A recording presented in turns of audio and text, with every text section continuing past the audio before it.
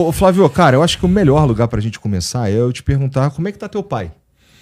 Cara, na verdade, a gente não tem muita informação em tempo real, porque o tratamento que tem sido dado a ele não se dá nem a traficante de drogas, chefe de facção criminosa. A gente fica sabendo por um parente da Michelle, na verdade, que vai lá levar as refeições para ele. E aí, dependendo do policial que está ali no plantão, dá uma informação, né, mais precisa ou uma informação mais genérica, tipo assim, não, quando o cara está de mau humor, ele fala, ó, sem alteração, e pega a comida e leva lá para o presidente, porque ele não se recusa a consumir qualquer coisa de comida e bebida que é fornecido lá dentro de onde ele está, não por causa dos policiais, mas que ele tem uma desconfiança da origem disso. Então a notícia que a gente tem é sempre muito genérica, a gente nunca sabe se é a verdade. E a gente confia mais quando vai algum advogado lá, que aí conversa com ele por um tempinho a mais e aí comenta com a gente como é que tá. Mas a última notícia que eu tenho é que, enfim, ele tá sem alteração. Entendi. Então eu não sei de verdade como ele está. Amanhã, se Deus quiser, vou estar com ele na parte da manhã. Mas só que mais uma regra que foi inventada só para ele, Igor. Eu só posso estar com ele uma vez por semana por 30 minutos. Então, assim, não dá nem para conversar muito e, enfim, tomar algumas decisões que são importantes, que ele me deu a orientação, mas vamos tentar, e o importante é estar sempre levantando o moral do coroa, né, para ele estar firme e resistir a esse sequestro que ele está passando, porque ele está num cativeiro, que a gente vai continuar fazendo a nossa parte ali para tentar reverter não só a situação dele, como de centenas de pessoas que, no meu ponto de vista, foram muito perseguidas e humilhadas e condenadas injustamente pela vontade, praticamente, pela articulação de uma pessoa só. Tu tá falando do projeto de anistia.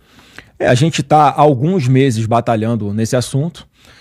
E qual é a dificuldade, Igor? A dificuldade é que tem, claramente, algum fator externo estranho ao Congresso Nacional que inviabiliza o andamento dessa pauta. A gente está com dificuldade até de pautar, que foi o que a gente combinou, o que a gente pediu, na verdade. Nós negociamos isso, tanto com o Hugo Mota, presidente da Câmara, quanto com o Davi Alcolumbre, presidente do Senado, quando eram candidatos ainda a esses cargos, que eles pautariam a anistia. É o que a gente está pedindo agora, para pautar a anistia e ir para o voto. Como sempre foi, aquela frase que muitos adoram falar, o plenário é soberano. É o que a gente está defendendo, porque de verdade não cabe uma dosimetria, uma redução de pena, quando a gente está falando de pessoas que não cometeram esses crimes dos quais elas estão sendo acusadas. Então a gente está ali pressionando para que esse ano ainda a gente consiga votar. E estou esperançoso que a gente consiga. Então, muitas vezes as pessoas pedem para a gente ir para não estou vendo vocês falando nada, não estão vindo para pancada, fazendo obstrução. Cara, já fizemos e não deu certo. Se só falar e ficar em rede social adiantasse, já estava resolvido. Mas a gente está realmente tentando uma costura política ali, sem muito alarde, para que diminua a pressão sobre aquelas pessoas que querem enfrentar esse tema no plenário da Câmara e do Senado, mas tem receio, né? Olha que democracia linda. Essa pressão viria de algum dos poderes? É lógico que vem do outro lado da Praça dos Três Poderes, e eu fico, né, assim, dá uma sensação às vezes de impotência, no sentido, cara, a gente só quer fazer o nosso trabalho. Vamos pro voto para ver quem tem mais voto e resolve esse negócio ou não resolve, independente do que algum outro poder queira fazer depois desse processo legislativo completo. Então, estamos aqui mais uma vez insistindo com essa anistia total, sim, porque a gente vai discutir aqui ao longo do programa. É um processo que, na verdade, tem várias provas que inocentam quem hoje está preso. No mundo ideal, Flávio, então tu diria que esse projeto da anistia estaria pautado e estaria em vias de ser votado e não está rolando porque há uma pressão do STF, vai. A preocupação não é essa, Igor, não é do STF realmente, é do Alexandre de Moraes, basicamente, que foi o grande articulador para a gente chegar até esse ponto. E hoje, quando a gente olha com calma, Igor, o filme todo, não apenas o momento que a gente está, isso já foi articulado desde o primeiro dia de mandato do presidente Bolsonaro. Já vem sendo articulado.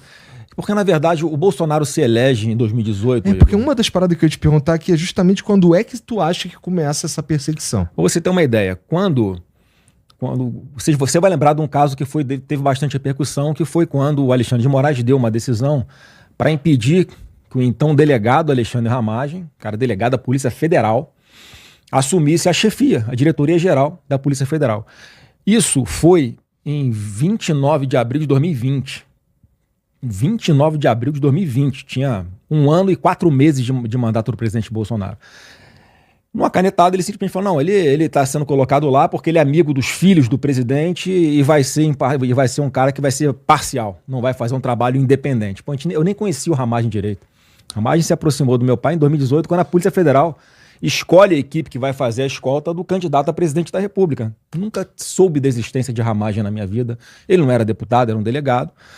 E aí você vê que com 1 ano e 4 meses de governo já tinha um tipo de decisão inédita dessa. Quer dizer, já vinha ali, ao longo desse 1 ano e 4 meses, uma série de pequenas alfinetadas, interferências no poder executivo do governo do presidente Bolsonaro, e de lá para cá foi só confusão, a tensão acirrando cada vez mais. E o presidente Bolsonaro sempre numa linha de tentar, pô, o que eu faço para reagir a uma perseguição que vem da mais alta corte desse país? Ou melhor, eu gosto de fazer sempre a ressalva de uma parte dela, de alguns poucos integrantes do Supremo Tribunal Federal. E foi nesse contexto que ele não teve paz ao longo do seu mandato inteiro. Eu mesmo tentei várias vezes fazer alguma espécie de intermediação, de extensionar a relação. Eu falava assim, pai, quem tem que falar, eu faço esse meio de campo para você, mas quem tem que falar diretamente com os caras é você, porque quando você senta para conversar com alguém, cara, Igor, eu não conheço uma pessoa que para trocar uma ideia com o Bolsonaro e que não mude radicalmente a percepção que tem dele. Porque a grande mídia pinta um quadro de um cara autoritário, arrogante, escroto, e é exatamente o contrário.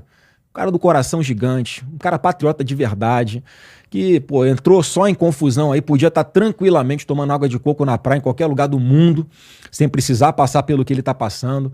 Podia ter ficado nos Estados Unidos, depois de que acabou o mandato dele em 2022. Ele resolveu voltar para cá para dar o exemplo, é uma marca dele, ele gosta de dar o exemplo, não fala da boca para fora. Não, vocês têm que me seguir pelo meu exemplo. E foi assim que a gente aprendeu dentro de casa e assim que ele continua fazendo até hoje. Então, uma grande injustiça. Ele hoje ele é um cara que tá um cativeiro, como eu gosto de falar, é um sequestrado. E é bom a gente começar a conversa nessa linha, porque obviamente que a vida continua, as coisas vão acontecendo, mas a gente fica, enquanto a gente não resolver essa questão, no voto, no plenário, se a gente vai aprovar a anistia total, ou independente do que vai acontecer desse processo legislativo todo, Igor, o que a gente tem pedido é pauta o raio do relatório lá do deputado Paulinho da Força e vamos para o voto para ver quem tem mais voto e deixa o plenário decidir. Vamos fazer a nossa parte no Congresso Nacional sem interferências externas. É o que a gente está pedindo. Justo. Cara, você mencionou algumas coisas que... Bom, a primeira coisa lá no passado foi o impedimento do Ramagem de... Não foi a primeira. Quando aconteceu isso, já estava tensionado, já estava uma relação ali de trocação. Esse foi, assim, eu acho que o que todo mundo lembra que foi algo marcante, foi com 1 ano e 4 meses de governo. Sim.